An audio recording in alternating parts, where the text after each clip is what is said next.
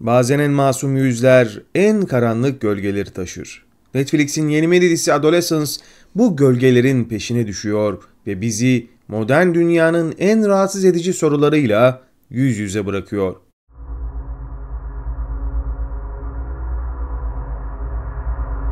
Dostlarım selamlar. Bugün sizlerle Netflix'in geçtiğimiz hafta 24 milyon kişi tarafından izlenerek platformdaki rakiplerine büyük fark atan ve kısa sürede global çapta yankı uyandıran mini dizisi Adolescence'ı konuşacağız. 4 bölümlük bu yapım 13 yaşındaki Jamie Miller'ın sınıf arkadaşını öldürmekle suçlanmasıyla başlayan bir hikayeyi konu alıyor. Ancak bu yalnızca bir suç anlatısı değil.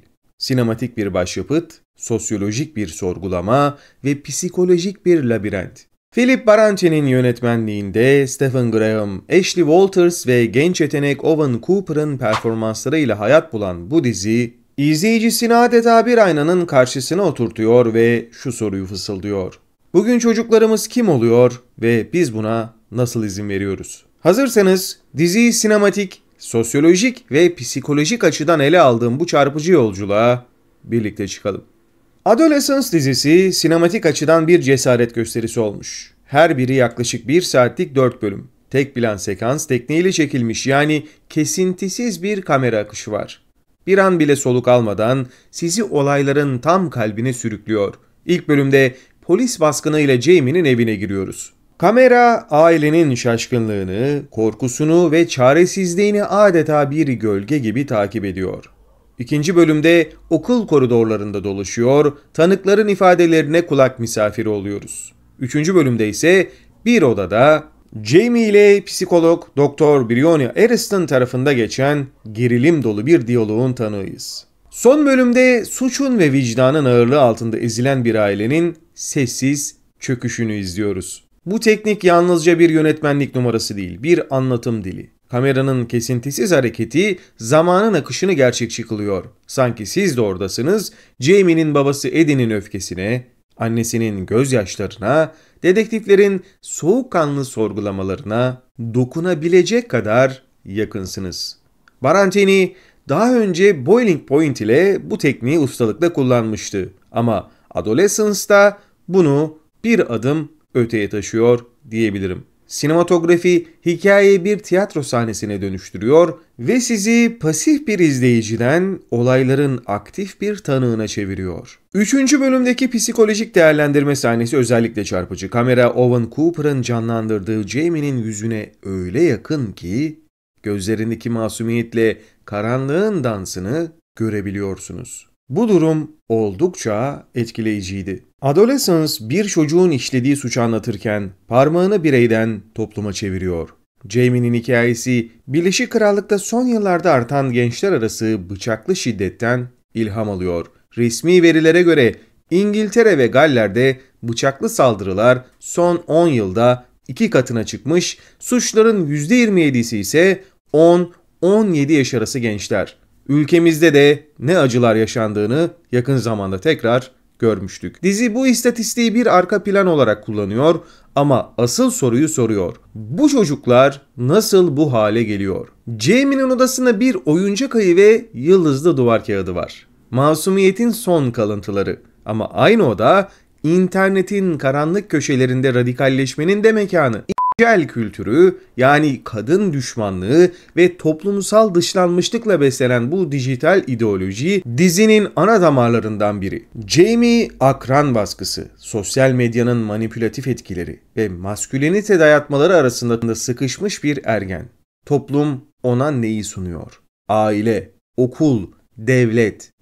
Hepsi bu trajedide bir pay sahibi. Senarist Jack Thorne hikayeyi basit bir suç narratifinden uzak tutmuş diyebiliriz. Aileler çocuklarının suçlarını tek başına sırtlanmamalı diyor bir röportajında. Adolescence suçu bireysel bir başarısızlık olarak değil, kolektif bir ihmalin sonucu olarak ele alıyor. Dizi aynı zamanda sınıfsal dinamikleri de masaya yatırmış. Jamie'nin ailesi aslına bakarsanız orta sınıf bir Britanya ailesi. Ne zengin ne yoksul ama modern dünyanın kaosunda kaybolmuş. Baba Eddie, Stephen Graham'ın muazzam oyunculuğuyla kırılganlık ve öfke arasında gidip gelen bir portre çiziyor. Toplumun iyi bir baba beklentisiyle oğlunun katil olduğu gerçeği arasında sıkışıyor.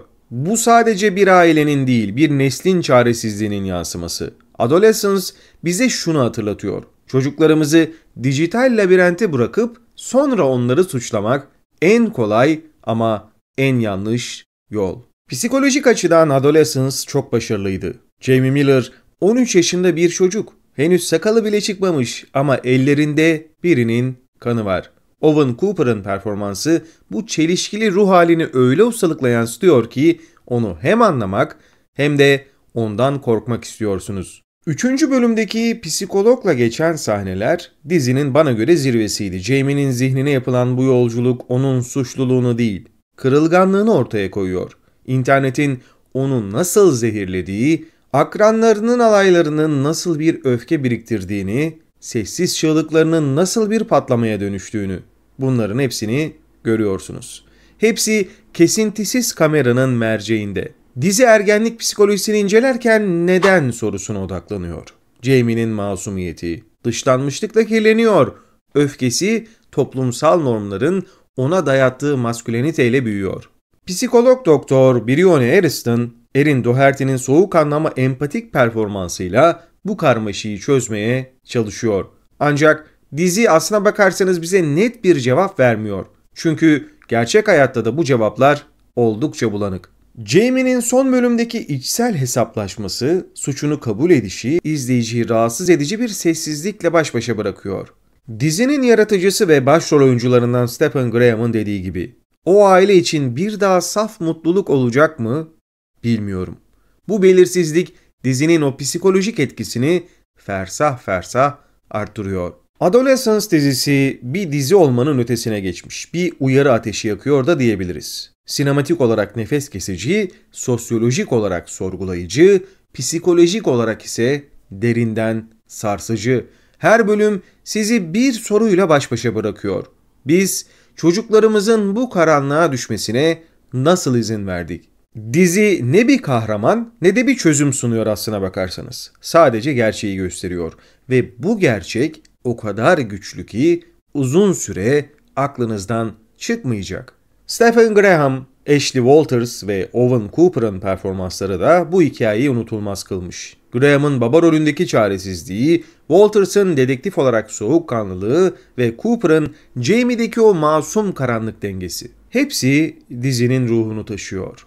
Eğer sinemanın gücüne, toplumun aynasına ve insan zihninin derinliklerine inmek istiyorsanız Adolescence dizisini izleyin. Ama uyarayım, bu izlemesi kolay bir dizi değil. Bu dizi gerçekten sizi rahatsız edecek, düşündürecek ve belki de değiştirecek. Peki sizler neler düşünüyorsunuz? Adolescence modern dünyanın gençler üzerindeki etkisini anlamak için bir kapı mı aralıyor yoksa sadece karanlık bir hikaye mi anlatmış?